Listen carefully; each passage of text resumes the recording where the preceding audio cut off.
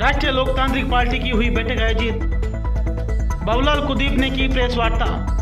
विधानसभा में राष्ट्रीय लोकतांत्रिक पार्टी के कार्यकर्ताओं व आरएलपी नेता व पूर्व सभापति सुजानगढ़ के बाबूलाल कुलदीप ने प्रेस वार्ता कर बैठक ली।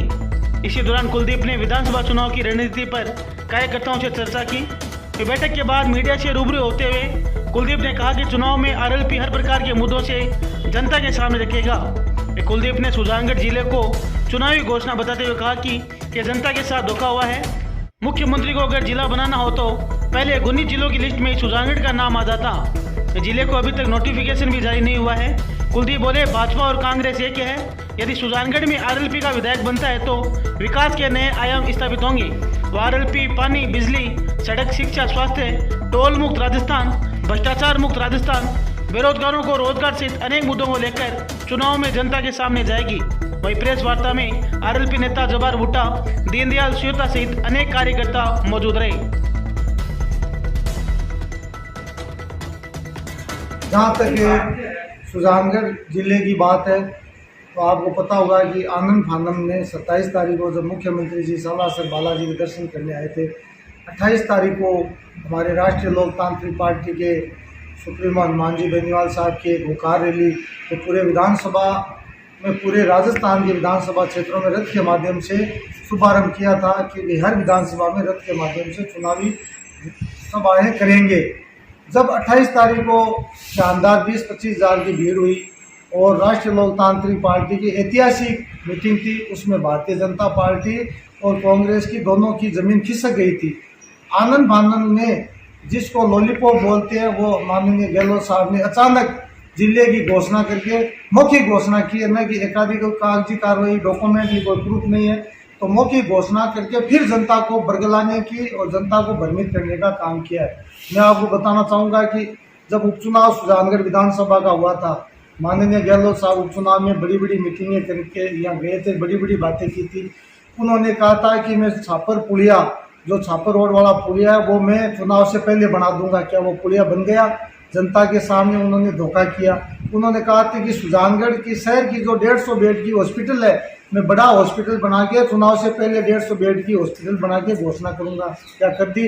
सुजानगढ़ का जो हॉस्पिटल है आज भ्रष्टाचार चरम सीमा पर है। जनता वहाँ हजारों की संख्या में ओपीडी आती है, वहाँ जगह नहीं है। इस तरह से कन्या महाविद्यालय की बात की थी कि हम सरकारी ज़मीन दे करके कन्या महाविद्यालय बनाएंगे, लेकिन वो सरकारी ज़मीन नहीं दी, किसी दानदाता ने ज़मीन दी। क्या कन्या महाविद्यालय शुरू कर दिया? तो सब ये जुमलेबाजी है। और ये जनता के साथ मैं कहना चाहूँगा कि गहलोत जी की सरकार ने जानबूझकर धोखा किया है। 28 तारीख को जिस तरह से हनुमान जी बेनीवाल ने वो बालाजी का घोटा घुमाया और बालाजी महाराज की असीम कृपा हुई कि गहलोत साहब ने वो चाहे झूठी घोषणा वो करनी पड़ी, और उसी का प्रतिफल है कि आज सुजानगढ़ की जनता फिर रुष्ट है। आपको पता होगा कि सुजानगढ़ विधानसभा की सीट उस रैली के बाद में वेंटिलेटर पर आ गई थी, तो गहलोत साहब के पसीने छूट गए। भारतीय जनता पार्टी, कांग्रेस दोनों दहशत में आ गई। उस वेंटिलेटर से बचाने के लिए, वो सिर्फ आईसीयू में लाने के लिए ये घोषणा की थी और चौथी घोषणा की। अब आने वाले 23 तारीख को जब मतदान होगा तो मनोज जी मेघवाल और इस अशोक जी गहलोत को जनता बख्शने वाली नहीं। जनता के साथ घोर अन्याय और झूठा वादा किया है। अभी मैदान में उतरेगी। देखिए, आरएलपी के सामने मुद्दे ही मुद्दे है। इस 2.5 साल में जिस तरह से भ्रष्टाचार की चरम सीमा नगर परिषद सुजानगढ़ में देख लिए, नगर पालिका विधासर में देख लीजिए, न पीडब्ल्यूडी में देख लीजिए, नगर परिषद में जहाँ गुणवत्ता की बात होती है, सड़कों में खुलेआम 15-15, 20-20% कमीशन लेकर के खुद विधायक जो ठेकेदार होते हैं उनको बुला करके हाथाजोड़ी करके उनकी कॉपियां उठाते हैं और 4-4% कमीशन लेते हैं।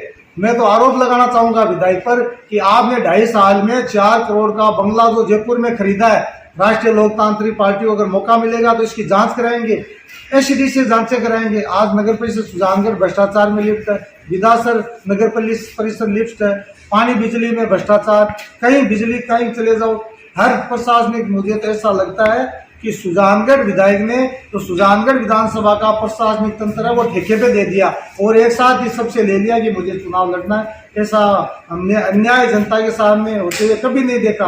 राष्ट्रीय लोकतांत्रिक पार्टी विधानसभा क्षेत्र में जाएगी, पानी की बात करेगी, बिजली की बात करेगी, प्रधानमंत्री आवास योजना जो गरीबों को देंगे उनकी बात करेगी, पट्टों में धांधली की बात करेगी, पीडब्ल्यूडी या नगर परिषद द्वारा सड़कों की गुणवत्ता की बात करेगी और इन जो भ्रष्टाचारियों ने जो भ्रष्टाचार फैलाया इन सबका पर्दाफाश करने का काम राष्ट्रीय लोकतांत्रिक पार्टी हनुमान जी बेनीवाल जी के माध्यम से और हर कार्यकर्ता घर घर जाकर इन भ्रष्टाचारियों का जो ये इनका जो दोगलापन है वो जनता के सामने लाने की चेष्टा करें। Subscribe now and press the bell icon.